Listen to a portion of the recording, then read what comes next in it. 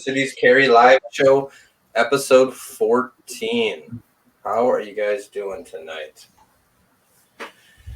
All right. Doing well. Yeah. This is the Twin Cities Carry Live Show. We're a firearms training company based in Minnesota.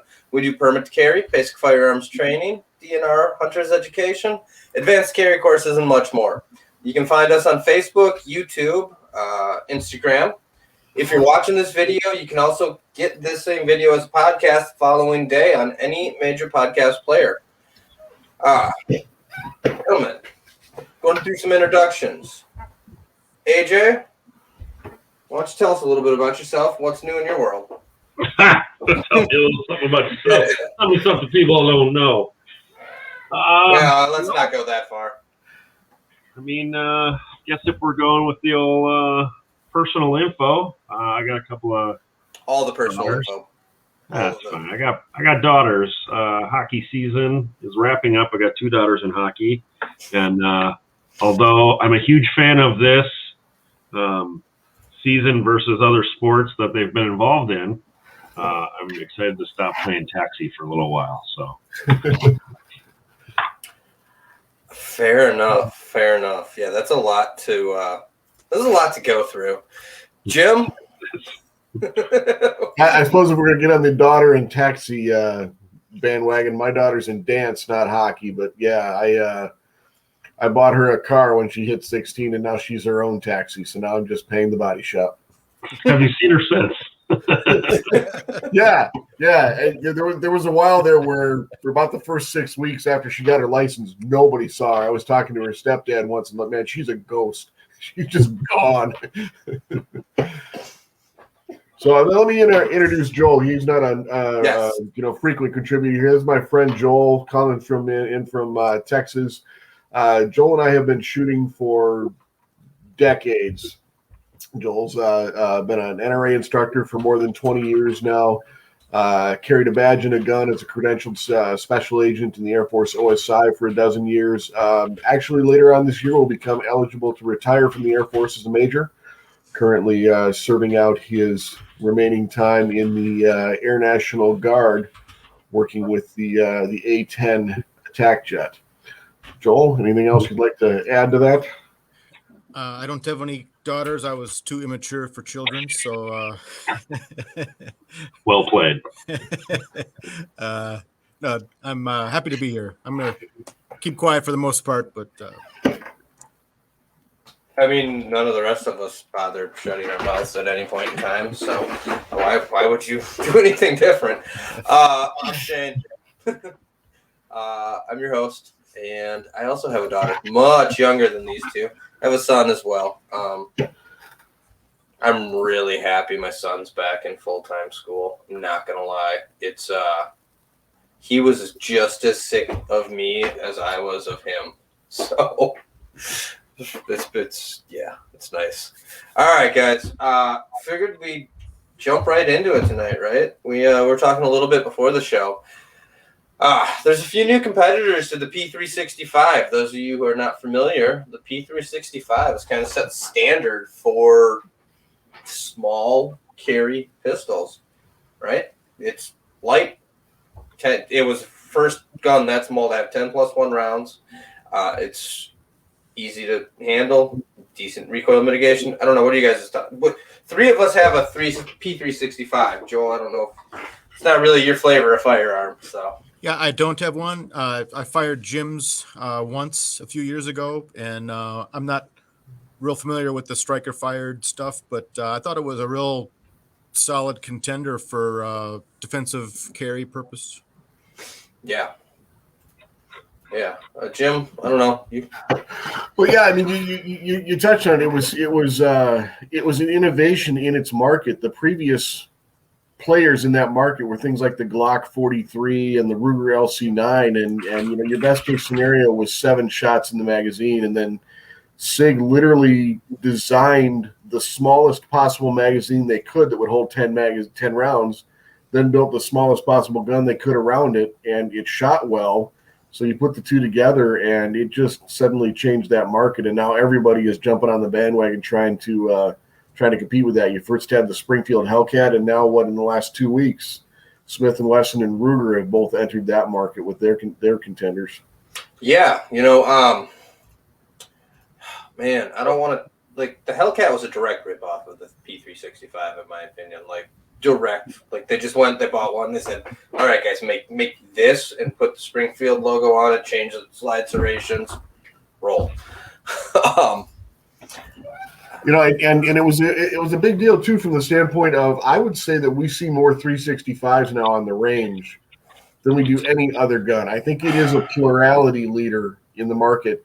And the simplest thing we can just look at is the anecdotal evidence here that even though I'm the SIG guy among the three of us here, Joel, carries the single action only 1911 style platform, so he's kind of out of this particular discussion. But you guys came in carrying other brands, and now all three of us own 365s. Well, my biggest thing, and everybody carries differently, right? My biggest thing in this is a lot of guys, some guys prefer big guns, some guys prefer small guns, some guys prefer guns that hide well, et cetera, et cetera, et cetera. My big one is the bullet number, right? I'm not the guy that carries additional magazines. I never will. It's just not my style. So I need something. I decided a long time ago that 10 is my number. And if it doesn't hold 10, I don't carry it. So you want small, you want concealable. You can't do any better. That's as small as it gets with that number. So yeah, 10 rounds was always your magic number, right? Yep. So yeah, I carried. And previous to that, we're talking things like the Glock 26, the Glock 27, things like that. And for a small gun, that's a fat gun. Mm-hmm. They conceal okay, but they don't conceal nearly as well as a 360. I mean, Glock 43 was out before P365, and the Glock 43 was a small gun. And after the introduction of the Glock 43, they came out with the 43X, which was their answer. 10 round magazine. Ryan, hello to you. All right. So the competitors, right? Let's talk about the Shield. Let me go ahead and share this. Oh boy. We can't blame it on the program. The technical difficulties are all me.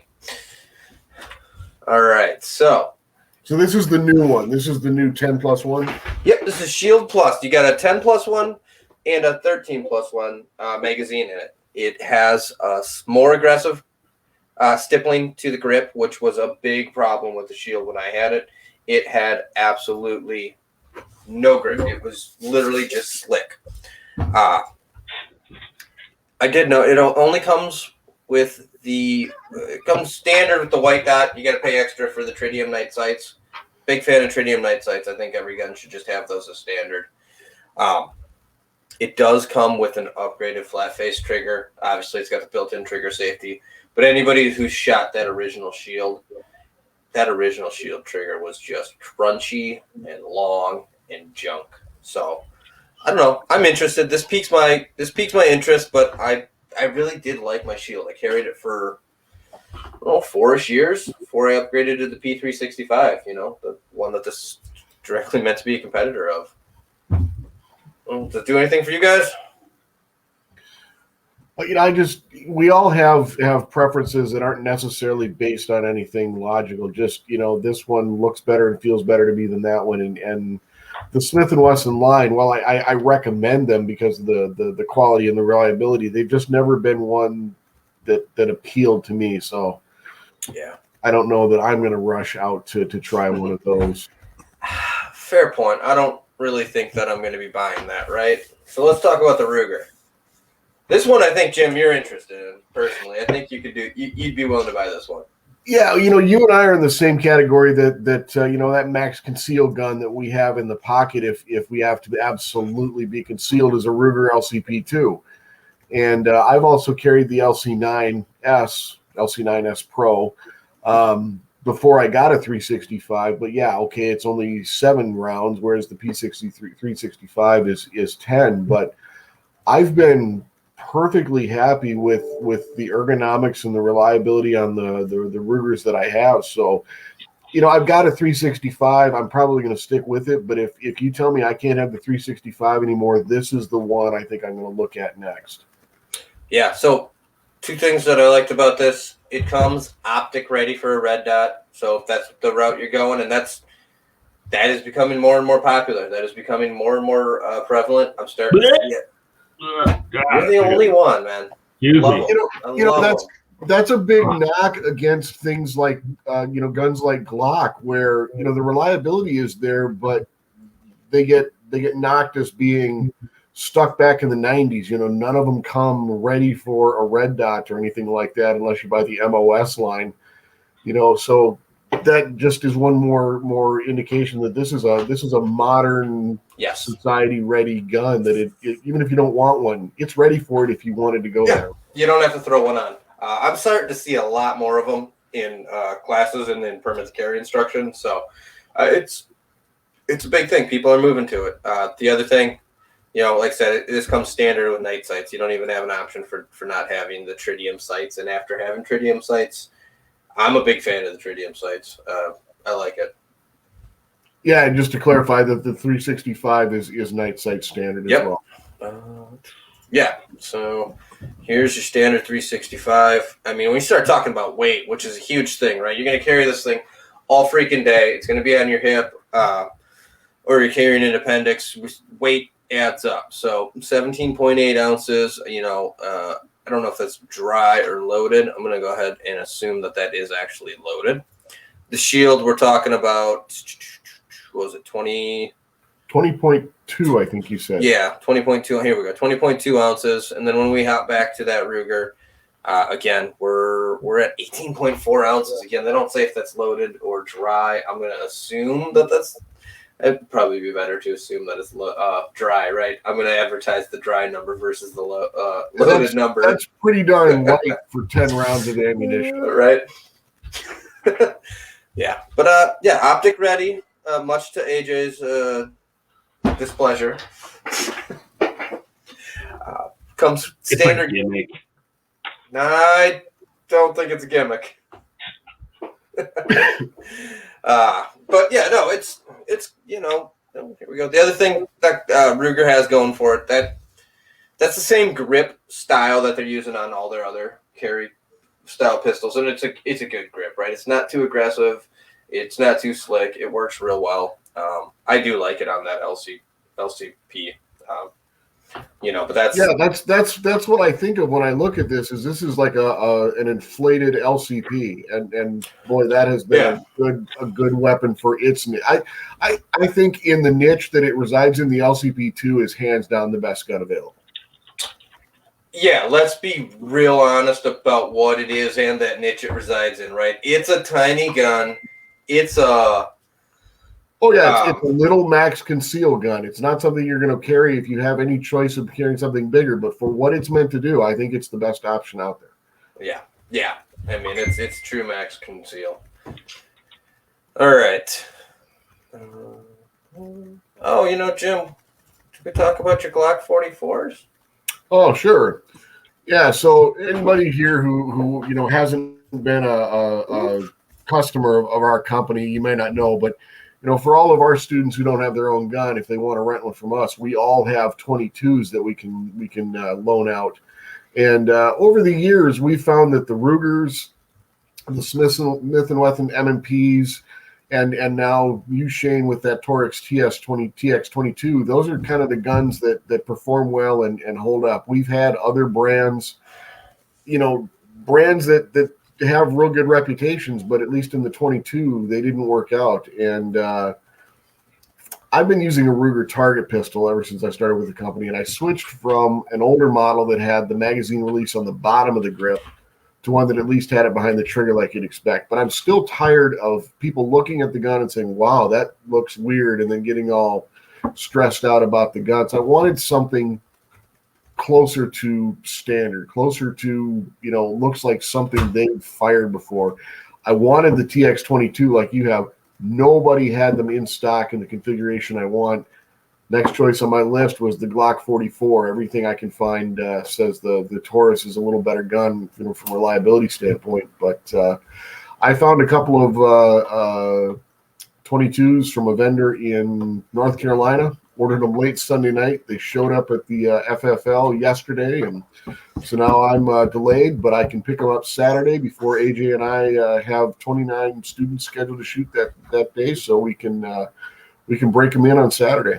Yeah, so I mean, I've shot a few Glock 44s, and the thing I forgot about until you mentioned it is that they are a polymer slide, which they're designed to be an analog and a training partner to the 19, which is I think Glock's most commonly carried gun. They're literally the same size and shape, but they're a heck of a lot lighter because that 22 round doesn't have the ability to move a big, heavy steel slide. The slide is actually polymer. You pick up the gun and you're like, whoa, I can't believe how light this thing is. Yeah.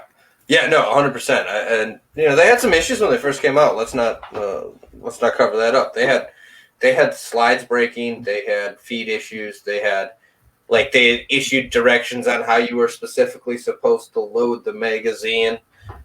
They resolved it real quick, but I don't know. Everyone I've shot's been real good.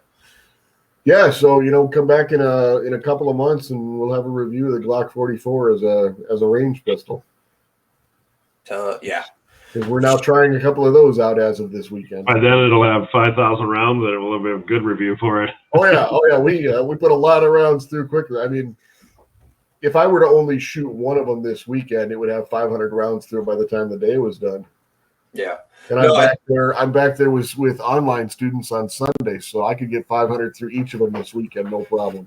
Yeah, I think you'll find the same thing I did, which is when you move away from that target pistol, not that I was ever using one, but people start really questioning what it is. And you start cautioning me like, no, it's a fun gun. It's awesome to shoot at the range and only at the range. This isn't a carry gun. This isn't what you should use in a defensive situation if you have any other option.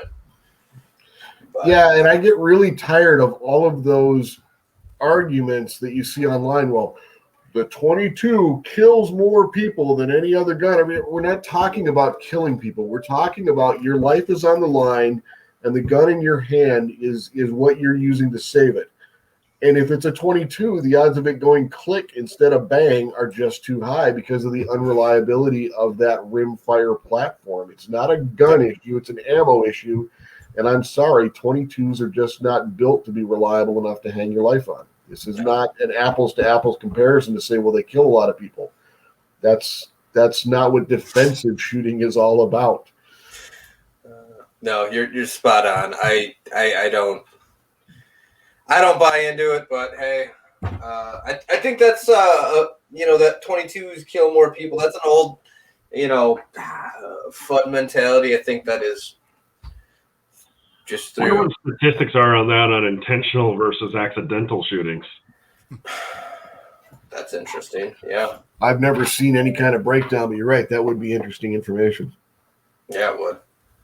I don't know. Like I was saying, though, I think that's like some old FUD lore that is starting to die out as the old FUDs start to die out. So. I don't know. I couldn't think of a nicer way to say it, and I wasn't really worried about it. Okay, I'm going to borrow a phrase from you and AJ here. You're not wrong. It is widely accepted in the scientific community that new scientific theories don't get accepted because everybody just accepts them. They get accepted because the younger people who know them as being the way it is get older and older and older and become the people who are representing everything. And the older people who knew something different die off. That's how you get changes of thought in the scientific world. I'm sure it applies here just the same. True. Like red dots on pistols. Exactly. When we all die off, then red dots on pistols will be considered the good thing. So it only takes 50 years. Joel, we're old enough. It might not be 50. I want to put a red dot on a pistol. I just don't want to. I don't want to send my slide off to get milled. Well, we talked about this last time. Red dots on pistols, okay, but why would you take something that is designed specifically to be a highly concealable platform and then make it less concealable? If you're carrying something bigger and not worried about concealment in the first place, you're carrying open, fine. But at 365, that Ruger Max 9, I think that's the wrong platform for a red dot because it defeats one of the main purposes of the gun itself. I think we're probably the wrong people to speak on that aspect of it because we haven't tried it. I've tried them. Yeah, you carried. No, not shooting. I have no problem. Chef. I'm talking like from the actual carry aspect. I don't see it modifying how I carry or making it more difficult to conceal than what I already carry, right? Because my issue in concealability with my, as I was saying earlier, my newfound COVID winter warmth weight, that's not the portion that's going to cause me concealing issues. The portion is actually the side of the frame or the grip. Right, but a lot of times when I'm carrying the 365, I'm carrying it pocket. Okay. So I mean, I can agree that if you're carrying it on your hip, it's less of a concern. But the one of the main ways I carry that 365 is in the pocket. I cannot imagine having a red dot sticking up across, from the outside of it. I don't carry pocket. I'm not gonna carry pocket. It's just for me, right? I don't see having an appropriate draw time from pocket. Well, it depends on what I'm doing. If you're sitting in a car, pocket is horrible. It's probably worse than small in the back, unless you don't have a seatbelt on. But if you're, say, walking from the train to the hotel where your daughter's dance competition is, 12 blocks down Nicollet Avenue, Nicollet Mall in Minneapolis, and you can have your hand in your pocket on the butt of your gun walking that whole time, I think that's a viable option for carrying. Fair enough. It's not for me. I'm also, I doesn't work. Fair enough. In that aspect, yeah. AJ, you look like you're trying to spit something out here. I was just thinking the biggest downfall for me is that it takes away from the fundamental of looking down the sights on the gun. And in the event, and this has happened many times, in fact, it's probably the number one downfall, is that especially with like the Romeo 1s, they're very fragile sights, those red dots. They break easily. You break this thing, and now the shooter is not accustomed to shooting through iron sights. And it's a concern for me. I think it's a bad way to train. Well, we've certainly said that about lasers, where people think that if they've got a laser, they don't need to learn how to shoot. And I couldn't disagree more. You need to learn how to shoot first. There's nothing I hate more than a laser. Because inevitably what ends up happening... For the same reason, is it takes their eyes off the sights. Yeah. And admittedly, I think statistically it would be... those things are going to more likely stay on the gun or not be broken than broken, but I don't know. That's my biggest drawback. I will agree that, absolutely. Those Romeo 1s are crap, and they had a lot of issues. Delta Aimpoint Pros were not good either. I think they've made advancements. I can understand the concern on battery operated reliability, breaking it. I don't seem to see the same issues. Personally, right? Like I don't have anything to back it up with. Like it's just my opinion and my feeling. But I think I'm going to purchase one eventually here and start carrying it, trying it out after I, spend a lot of time shooting it. That's the other thing. I think. What do you think you're going to put it on, though? I'm curious about that. It'll be a 365 slide. Okay. Yeah, I'll just. But that'll be a 365 that's carried probably OWB. Yeah. I'm too chunky in the midsection to carry inside the waist. Get one put on my pin. I got a question about red dot.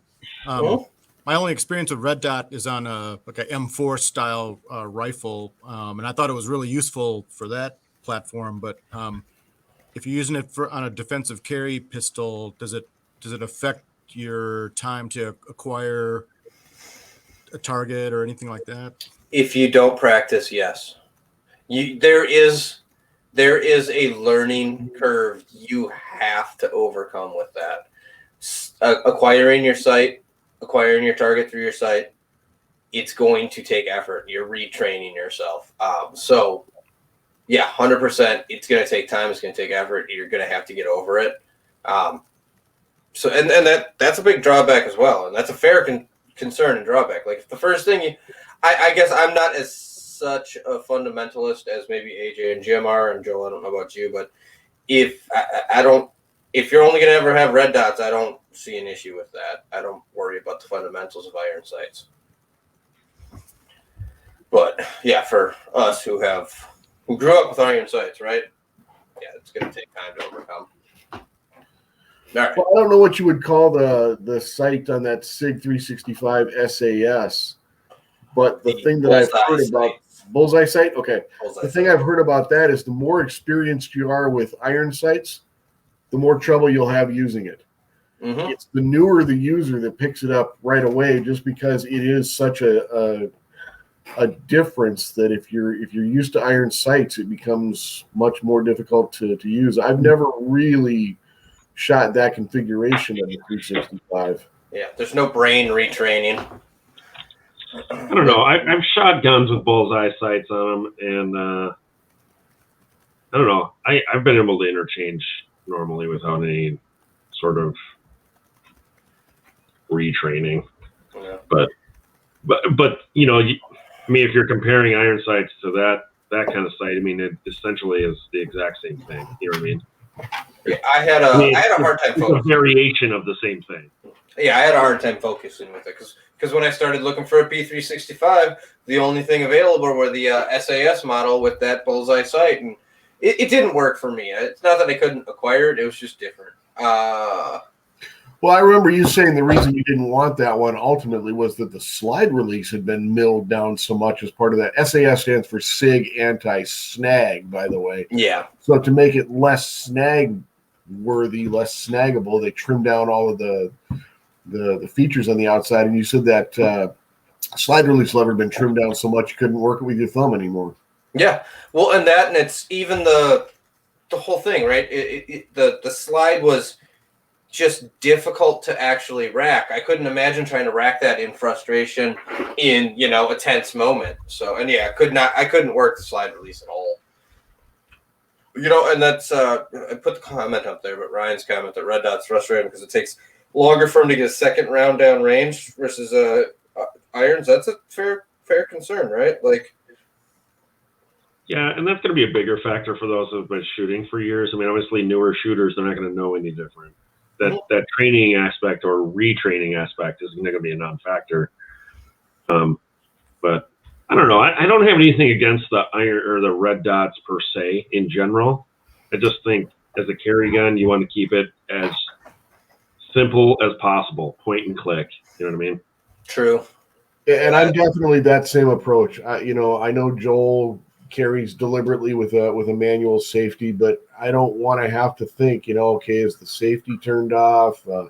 Is the red dot turned on?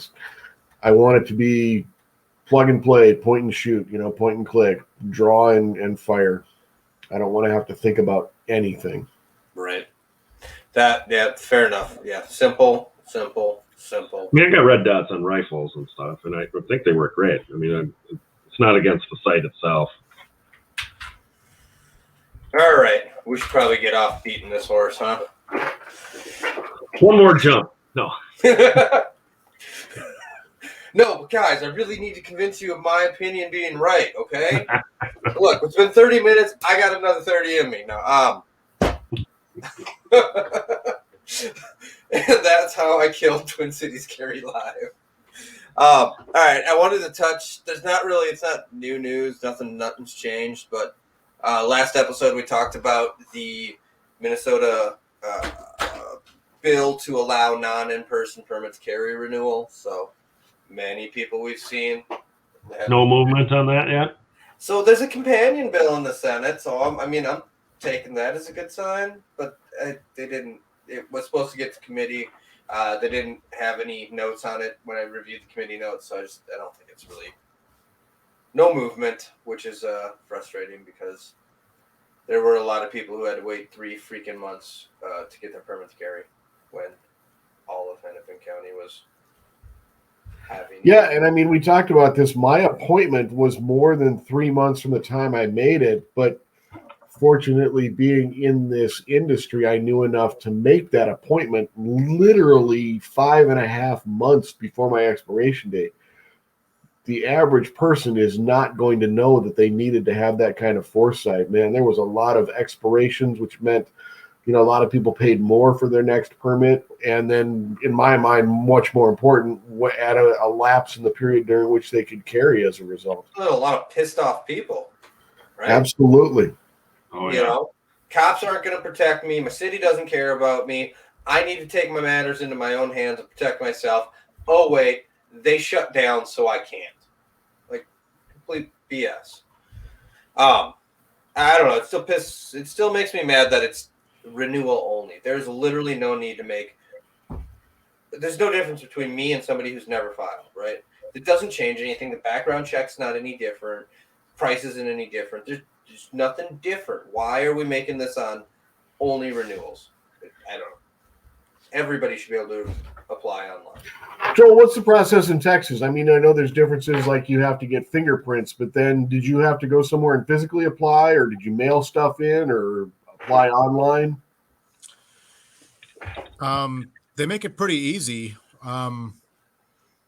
I did not have to shoot because of my background. They have some exemptions, so some people don't have to shoot, like if you're military or law enforcement.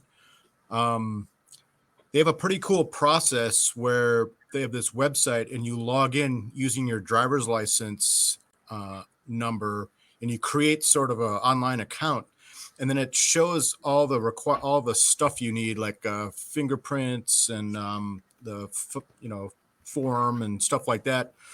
And I did an online training course, and then you kind of upload documents as needed, and I didn't have to go in anywhere. The only thing I had to go in for physically was for the fingerprints. So I went to this place where they do digital fingerprints and paid the fee, and then that gets submitted electronically, I guess. So yeah, I mean, aside from the fingerprint thing, which yeah, I can't see a real way around fingerprinting not having to be an in-person kind of thing, at least at the site. But yeah. So basically, other than that, yeah, there was nothing in person for you. Why? So if you just have to, do you have to submit digital fingerprints, or could you send them molding fingerprints? Good question. I do not know the answer to that. So Florida, I believe it's Florida, you have to do fingerprints. Yep. So what I've heard of a lot of people doing, because you call the police station, they're like, oh yeah, we're not going to help you out or anything like that. So they'll just buy the ink pad on Amazon, print out the card from Florida, do their own fingerprints, send it in, which there's no reason you have to go to the police station to get your fingerprints. So your fingerprints are with you wherever you go. I file them off every day, Joe. I don't know. I just I just think it's stupid. Everything else is digital. Everything else is online. Just same thing. There's no difference in what's the difference between a renewal or a first time. Like you're trying to keep some people happy. You're trying to keep minimal permits. I mean, I don't know. It bugs me. I'm not thinking rationally on it. Of course, step in the right direction, I guess. Could just remove the whole permit process, right? How's that a segue for the next topic? Constitutional carry. So what? Montana went constitutional like a week or two ago. That sounds about right. Yeah, being no permit required to carry. Any adult above a certain age. Some states it's 18, some it's 21. You can go get a pistol, get a holster, you can carry it, right? There's still some stipulations. Some of them it's, must be concealed. Some of them it's, open or concealed. But so yeah, we saw what?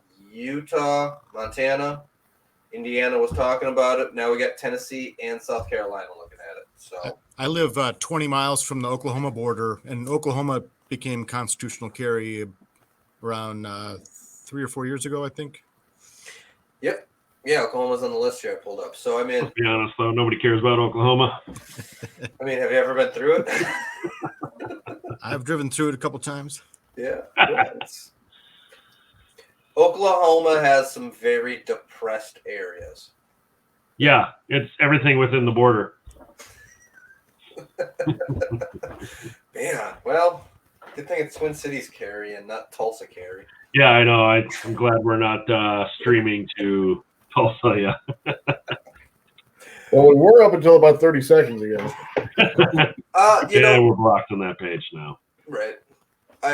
Joel, I don't know, where you're in, where you're at in Texas, but it looks like, not only Oklahoma, but Arizona as well has some form of constitutional carry. So, that's one of the confusing things, too, when we talk about this whole idea of reciprocity. I get questions all the time when people say, why should I get an Arizona permit? We have reciprocity. I don't need to carry there. It's like, well, you don't understand. It's not about where you're carrying based on the state of the permit. It's the reciprocity that permit gets you in other places. Yeah, you can go to Arizona and carry out a Minnesota permit, but when you turn around and get that Arizona permit, I can go down and visit Joel because my Minnesota permit isn't honored in Texas, but in Arizona would be.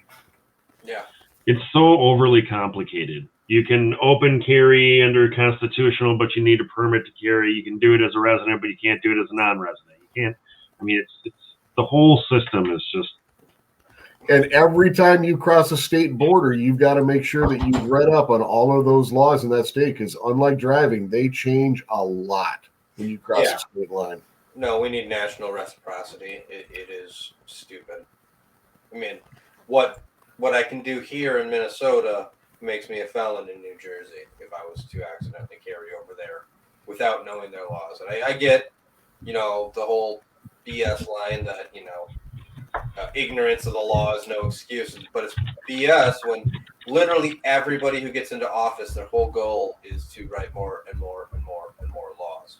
So how could one person realistically have that? Oh, my bad. I moved from the mic. Nobody can hear me. Good looking out, AJ. All right. Basically, gun laws are all unconstitutional. That's where I was going with that. So anyways, the Tennessee, it's kind of weird. It's not actually a bill, it's not actually true constitutional carry.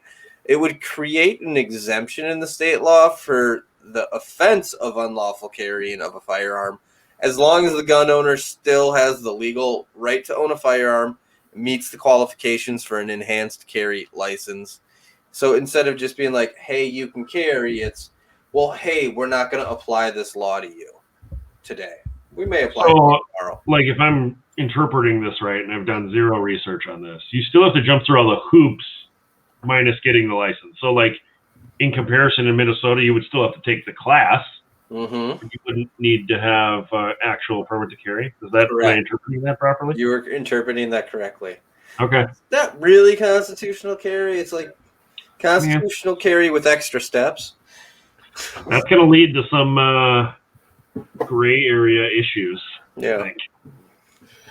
Yeah, they certainly sounds like they could have made that a little more clear. Yeah. Aren't they the same state, though, where years ago when burning the flag got to be kind of a thing, they said that, yeah, burning the flag is legal, but if you get so upset when you see somebody burning the flag that you can't help but beat them up, the fine is $1? I think that was Tennessee. Some state did that. I think it was Tennessee. I mean, I feel like it's got to be Tennessee or Texas. Well, I was thinking Tennessee or Kentucky, but yeah. I don't know. You can never underestimate the weirdos from West Virginia. You guys just mentioned two more states that have constitutional carry. Kentucky and West Virginia.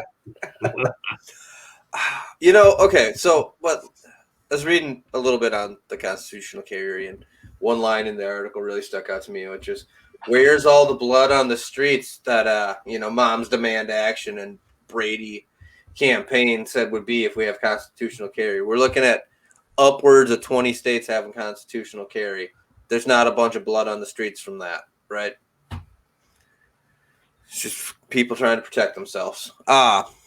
Okay. Yeah, the South Carolina one, it's just advanced from a House panel, but I mean, often these types of bills die in committee. That's exactly what happened here in Minnesota in 2019 when we pushed constitutional carry. It just died in committee. So I mean, it's nice to see it moving out. It's a sign that they're moving in the right direction, and South Carolina's pretty much all Republican controlled, which has a likely chance of passing. So moving towards that, more pivotal 25 states that, Yeah, I've always maintained that say what you want about the carry laws we have here in Minnesota. I think given the general nature that the state has toward guns, I think we're pretty lucky to have the laws that we do. It certainly could be worse. I'd like to see the comparison on constitutional carry states versus medicinal marijuana use states and how those two play against each other or for each other for that matter. Both very up and coming hot topics in the. That is. Yeah, I wonder if anybody has collected that kind of data. I'm guessing not. Didn't South Dakota attempt to do recreational marijuana, but it got blocked? I feel like they passed it. I thought South Dakota was a green light state. I could be wrong. Don't quote me on anything. Well, I mean, I feel like I heard it was. I thought definitely not the world I live in. Let's just put it that way. Right. I thought that they did, but there was some sort of South Dakota Supreme Court. There was a challenge or something. I don't know. I don't pay attention to that either. That's not my world. So, I just hope to see more states with constitutional carry. That's all. I feel like that would definitely complicate things. Well, I mean, yeah, it definitely does. As long as the federal law still says marijuana is illegal, boy, you're talking the grayest of gray issues. Yeah, I mean, let's just fix the issue and, remove the whole, was it Class 2 or Schedule 2 or something or whatever. Controlled substances. Yeah, Schedule 2 controlled substance. Realistically, what are we doing here? It's just a holdover from, the 1930s when. Well, but that's because you need people like Joel and me who are against it to die first. Just as we talked about with scientific theories. Well, let's get going, guys. I'm kidding. Got some compiling data tonight. I don't know. Come back next week for the marijuana and gun conversation. God. I'm going to go back and watch Reefer Madness again. Oh, God. Did that come out in the early 50s, mid 50s? Or was it? It's very old. Really pulling that one out of the archive, Joel. Oh, crap. Reefer Madness. Nice. Well, I don't have too much more, guys. What else do you want to talk about? Smith & Wesson saw a 102% increase in gun sales in 2020. Duh. So did everybody else. I was going to say, do you have numbers for anybody else? I would imagine that was not unusual. If they could produce the weapons, they could sell them last year, regardless of the company.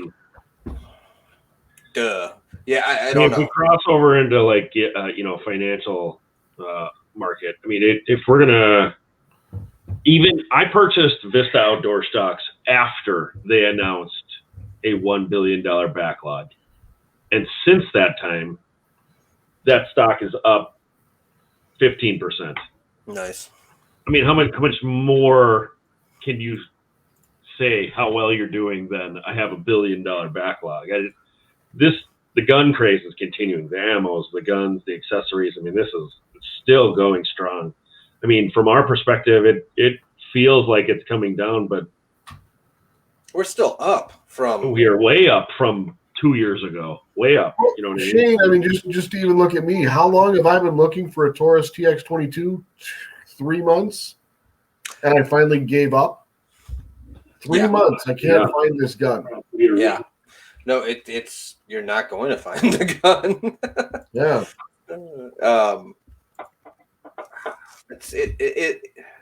I feel like we talked about Ruger.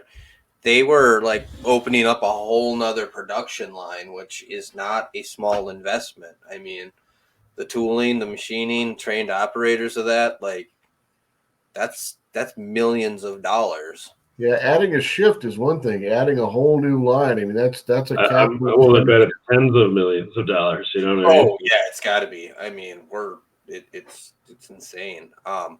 Building costs alone these days are just astronomical. Well, and Shane, you would know this well. I mean, what kind of EPA requirements are in a place like that? I mean, probably more on an ammo manufacturer than a gun manufacturer, but I would imagine that there's a lot of hoops that you'd have to run through for something like that just on the EPA side alone.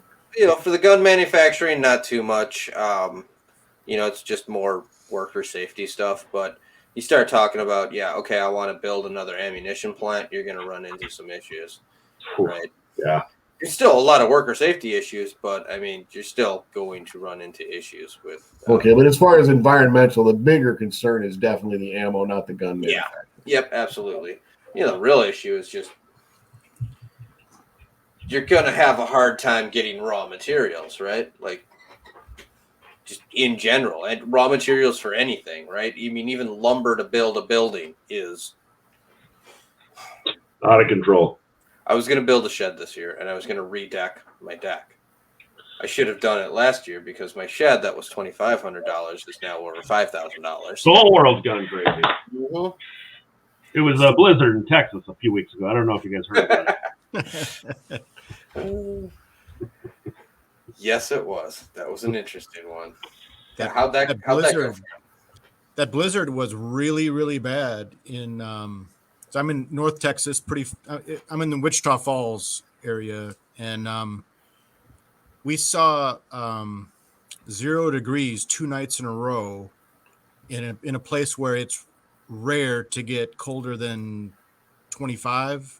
Yeah, and we had a lot of snow, but the cold was really bad, and it was devastating. Our power plants were actually failing or not putting out full output, and the renewable energy like wind and solar was worthless because the solar panels had snow on them, and the wind turbines are not winterized like the ones in North Dakota where they've got like the de-icing technology. So we had 60 gigawatt capacity of wind power, just completely. It was almost zero, the output from the wind power. So and then we have a lot of natural gas power plants, and when power started shutting down, it actually shut down power to the wells and pumps that are creating the natural gas pressure. So Nice. It was a vicious circle. And I think on Monday of the storm, there was a demand of cascading failure. Yeah, exactly. There was a I think Monday, the first day it got cold, there was a demand of 60 gigawatts and the supply was around 19. So that's for the whole state of Texas.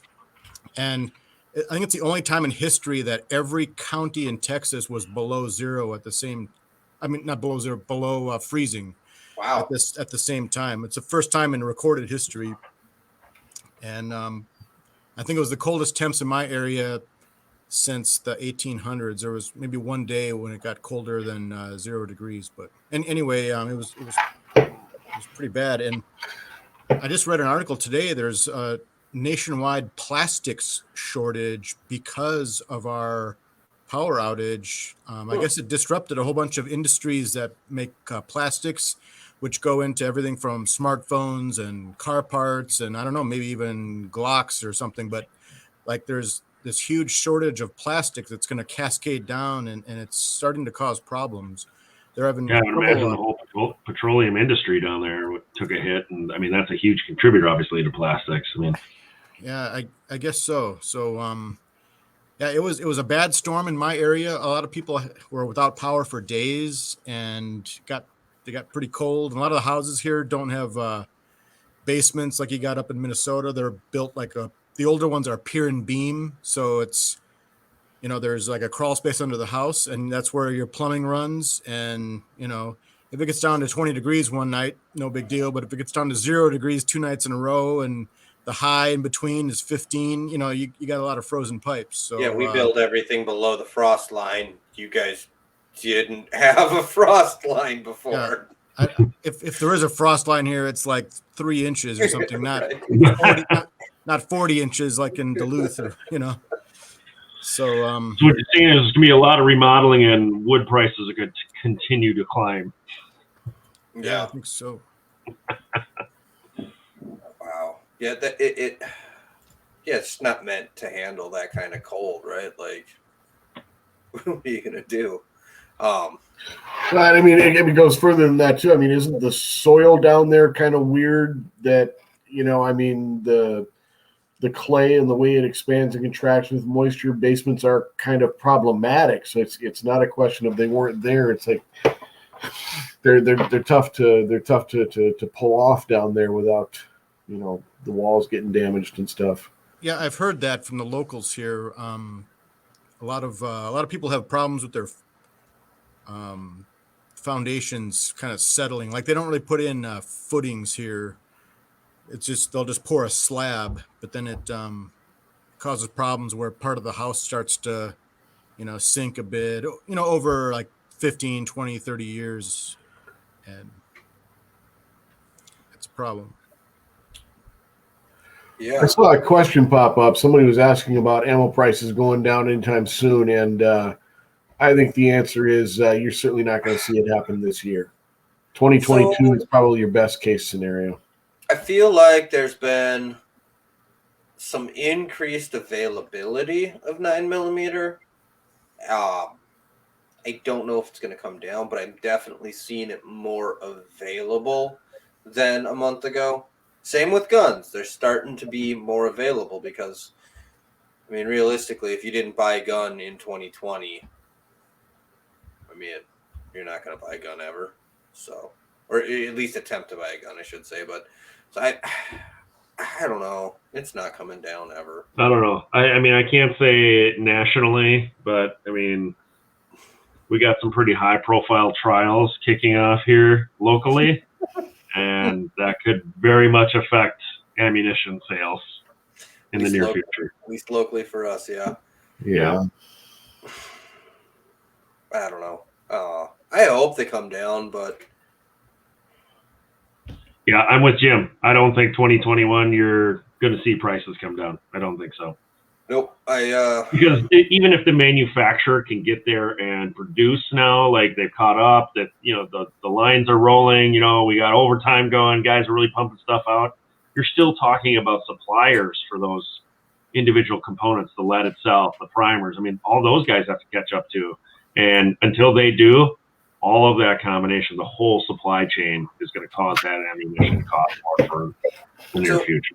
Have you guys noticed that they're not even bothering to stock 45 and 380 and any hunting rifle rounds? It's the only thing hitting the shelves is 9mm and 5.56. Well, what I don't know is, do the manufacturers have the ability to kind of shift on the fly like that? Because, I mean, why would you make a bunch of 380 right now if 9mm has 10 times the demand?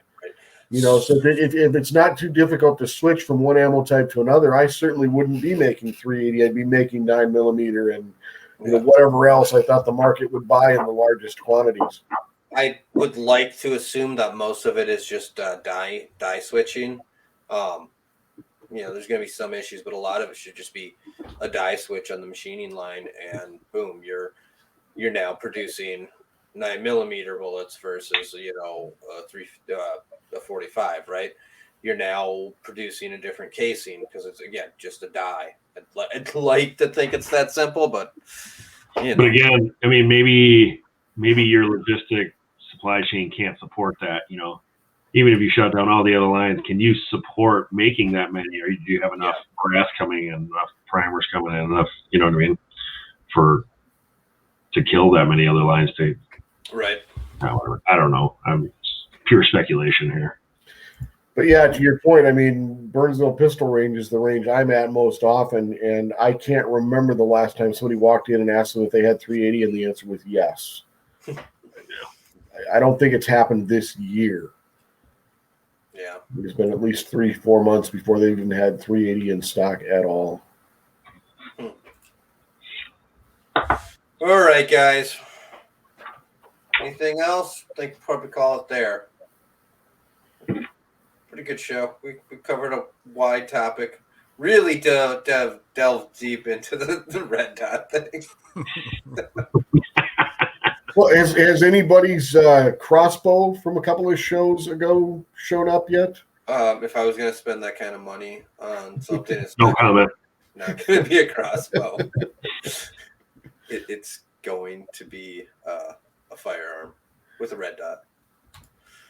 Crossbow with a red dot. Hey, now we're Well, talking. they did have the slingshot with the laser. Okay, you know what? There's an application that makes sense for a laser. No other Yeah, I'm sights. not exactly sure how to use the iron sights on a slingshot either, so I can see that one. It's a real short sight radius. All right.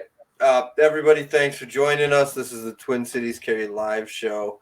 As I said in the beginning, you can find us on Facebook and on YouTube, Instagram. If you're watching the video and you would rather just listen to us, find us on any major podcast carrier. Podcast platform out there. We will be back in 2 weeks. What's that? It looks like the 31st. 31st. Man, I didn't even wish you guys. I didn't even come in and say, hey, happy St. Patrick's Day. Big miss by me. I'm the only one wearing green. Big miss. As far as you know. The wife bought stuff for Shamrock Shakes. So when we get off this, I'm going to be making myself a Shamrock Shake at like 10 o'clock at night right before I go to bed. As the kids come filing out, Dad, what are you making? Go to bed. No, they're probably Broccoli still awake because they already had their Shamrock Shakes. So I am certain they are awake. All right, guys. Thank you for joining me. Everybody else, we'll see you in 2 weeks.